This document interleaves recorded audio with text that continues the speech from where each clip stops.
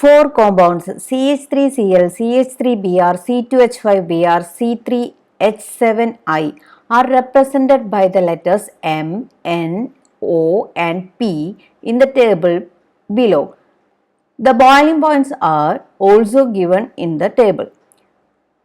Boiling points തന്നിട്ടുണ്ട്. ഇനി എന്താണ് കണ്ടുപിടിക്കേണ്ടതെന്ന് നോക്കാം. Which of the four compounds does N most likely represent? N എന്ന് പറയുന്ന കോമ്പൗണ്ട്, അതായത് 38 ഡിഗ്രി, ഇത് ഏതാണ് എന്നാണ് ചോദിച്ചിരിക്കുന്നത്. N എന്ന് പറയുന്ന കോമ്പൗണ്ട് ഏതാണ് എന്നാണ് ചോദിച്ചിരിക്കുന്നത്.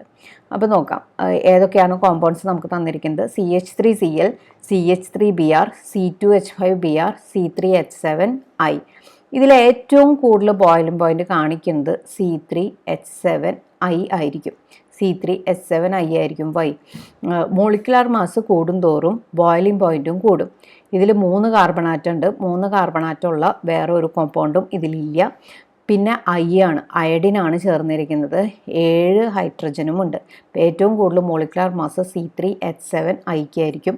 അപ്പോൾ അതുകൊണ്ട് തന്നെ compound P which is having high boiling point 101.6 degree Celsius, ഇതിനായിരിക്കും ഈ കോമ്പൗണ്ട് P എന്ന് പറയുന്നത് C3H7I ആയിരിക്കും ബോയിലിംഗ് പോയിന്റ് ഏറ്റവും കൂടുതലുള്ളത്. ആൻഡ് പിന്നെ വരുന്നത് ആരായിരിക്കും? C2H5Br. C2H5Br എന്തുകൊണ്ട്? കാരണം ബ്രോമിനാണ് പിന്നെ മോളിക്കുലാർ മാസ് കൂടുതലുള്ളത് വരുന്നത്. പിന്നെ അതുപോലെ തന്നെ കാർബൺ 2 കാർബൺ ഉണ്ട്, 5 ഹൈഡ്രജൻ ഉണ്ട്. മറ്റേത് വെച്ച് കമ്പയർ ചെയ്യുമ്പോൾ മറ്റേ 2 കോമ്പൗണ്ടിലും CH3 ആണ് കിടക്കുന്നത്. അപ്പോൾ C2H5Br കാണിക്കുന്നത് ബോയിലിംഗ് പോയിന്റ് എത്രയായിരിക്കും? 38 ഡിഗ്രി സെൽഷ്യസ്. അതായത് ഏറ്റവും കൂടുതൽ ബോയിലിംഗ് പോയിന്റ് കാണിക്കുന്നത് 101.6 ഡിഗ്രി. അത് C3H7I ആയിരിക്കും. രണ്ടാമത് കാണിക്കുന്ന ആളെയാണ് നമുക്ക് വേണ്ടത്. അതാണ് compound N. Compound N 38 degree Celsius boiling point രണ്ടാമത് കാണുന്നതാണ്. ഓക്കെ, അപ്പോൾ അവർ ആൻസർ ഈസ് ഓപ്ഷൻ സി. ഇനി മറ്റു 2 കോമ്പൗണ്ടിനെ കൂടി നോക്കാം. അപ്പോൾ ചിലപ്പോൾ ഡിക്രീസിങ് ഓർഡറിൽ എഴുതാൻ പറയും, അല്ലെങ്കിൽ increasing order of boiling point. ഇതേ കോമ്പൗണ്ട്സ് തന്നെ വെച്ചിട്ട് നിങ്ങൾക്ക് ചോദിക്കാറുണ്ട്. അപ്പോൾ C3H7Iക്കാണ് ഏറ്റവും കൂടുതൽ boiling point. Then comes C2H5Br.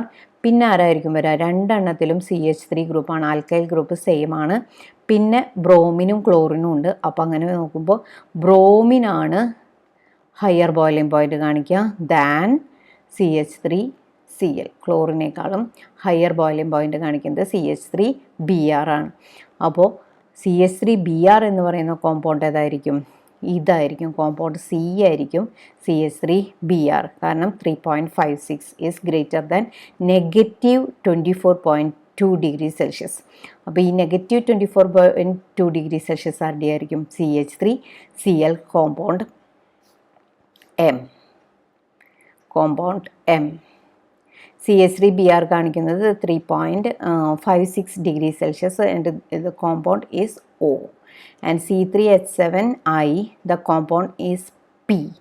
And C2H5Br, the compound is N. അതായത് ഒറ്റൊരു പോയിൻ്റാണ് ഇവിടെ ഉള്ളത്. മോളിക്കുലാർ മാസ് ഇൻക്രീസ് ചെയ്യുമ്പോൾ ബോയിലിംഗ് പോയിന്റ് കൂടും.